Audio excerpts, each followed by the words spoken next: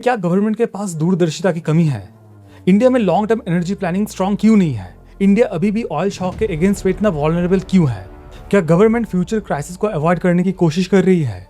क्या India economic pressure feel कर रहा है, या फिर वंस अगेन एडजस्टमेंट का बर्डन ऑर्डिनरी इंडियंस पे शिफ्ट किया जा रहा है? इस वीडियो में पॉलिटिक्स भी होगा, इकोनॉमिक्स भी होगा, इन्वेस्टिंग भी होगा और मिडिल क्लास का फ्रस्ट्रेशन भी होगा। गोल्ड मत खरीदो, फ्यूल बचाओ, फॉरेन ट्रिप्स अवॉइड करो, वर्क फ्रॉम होम कंसिडर करो। इनिशियली लोगों को लगा था कि ये सब प्रिकॉशनरी एडवाइसेस हैं, लेकिन फिर गवर्नमेंट ने एक्चुअल एक्शन लेना स्टार्ट कर दिया। गोल्ड पे इंपोर्ट ड्यूटी 6% से बढ़ा के 15% कर दिया गया। पेट्रोल डीजल के प्राइसेस भी बढ़ गए। एंड ऑनेस्टली इसी पॉइंट से पब्लिक का रिएक्शन थोड़ा एग्रेसिव हो गया, क्योंकि इलेक्शन के टाइम पे रैलीज एडवर्टाइजमेंट में स्पेंडिंग नॉर्मल लग रहा था, लेकिन इलेक्शन के इमीडिएटली बाद बोला गया कि गोल्ड मत खरीदो, फ्यूल बचाओ, फॉरेन ट्रिप्स अवॉइड करो। तो नेचुरली लोग पूछ रहे हैं कि अचानक से ऐसा क्या हो गया? इलेक्शन के टाइम तक तो सब चंगा था।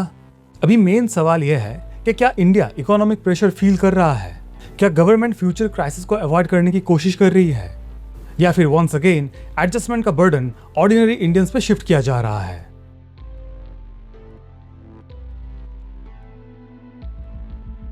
सबसे पहले रूट प्रॉब्लम समझते हैं।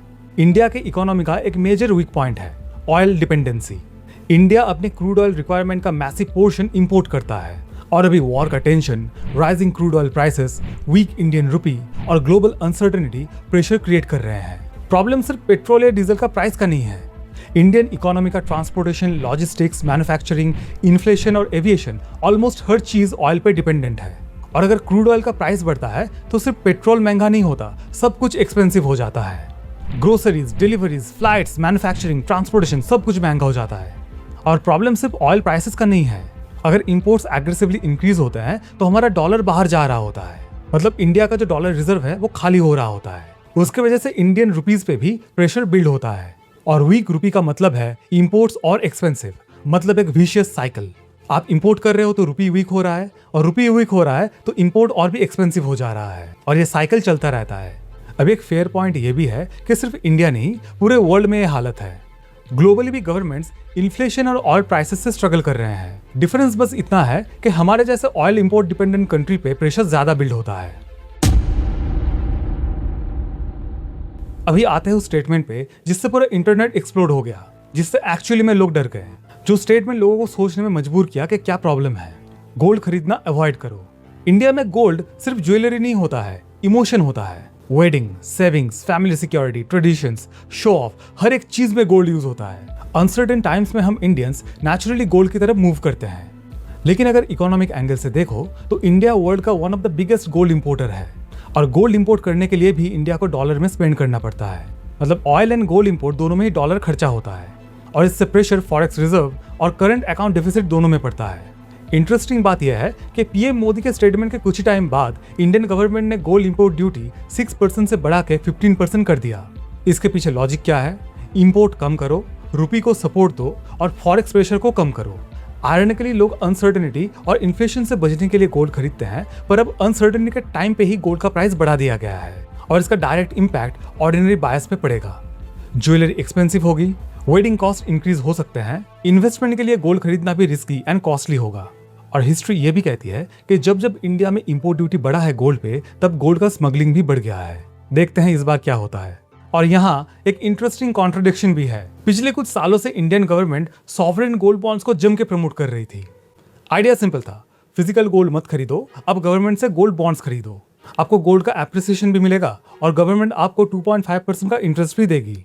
इससे गवर्नमेंट का इरादा यह था कि इंपोर्ट्स रिड्यूस होते, फॉरेक्स पे प्रेशर कम होता, और सिटीजन्स को गोल्ड स्टोरेज का टेंशन नहीं होता, प्योरिटी का टेंशन नहीं होता, और इंटरेस्ट इनकम भी मिलता।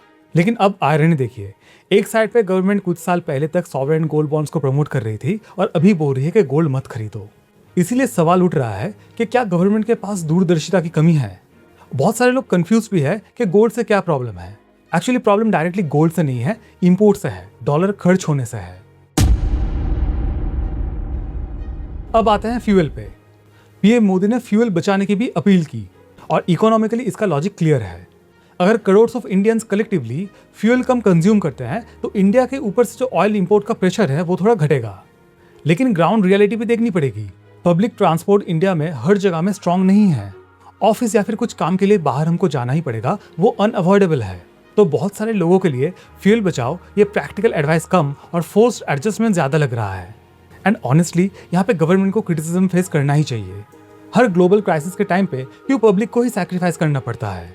इंडिया में long term energy planning strong क्यों नहीं है? इंडिया अभी भी ऑयल शॉक के अगेंस्ट इतना वल्नरेबल क्यों है? ये बहुत ही वैलिड क्वेश्चंस हैं। पीएम मोदी ने अननेसेसरी फॉरेन ट्रैवल रिड्यूस करने की भी बात की है और इसका इकोनॉमिक एंगल ये है कि जब इंडियंस फॉरेन ट्रैवल करते हैं तो इंडियन रुपी वीक होती है और इससे अगेन फॉरेक्स रिजर्व पे प्रेशर बिल्ड होता है। इकोनॉमिक अनसर्टेनिटी के टाइम पे government naturally domestic spending encourage करती है, लेकिन honestly most of the Indians के लिए फॉरेन ट्रिप कोई बिलियनियर का फ्लेक्स नहीं होता है, ईयर्स की सेविंग होती है, सपना होता है। मोस्ट इंडियंस पूरा जिंदगी प्लान करते हैं कि पैसा जमा करके हम कभी फॉरेन घूमने चलेंगे, और जब फॉरेन ट्रैवल से मना किया जाता है तो लोग नेचुरली ऐसे इमोशनली रिएक्ट करते हैं।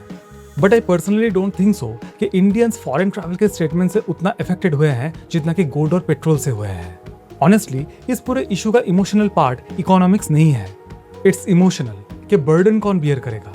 और इंडिया में आंसर मोस्टली सेम रहता है, मिडिल क्लास। पेट्रोल महंगा, एडजस्ट करो।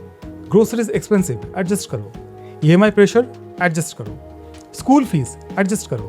टैक्सेस पे करो। और अब ये सब भी ऐड हो गया कि गोल्ड अवॉइड करो, फ्यूल बचाओ, ट्रैवल कम करो।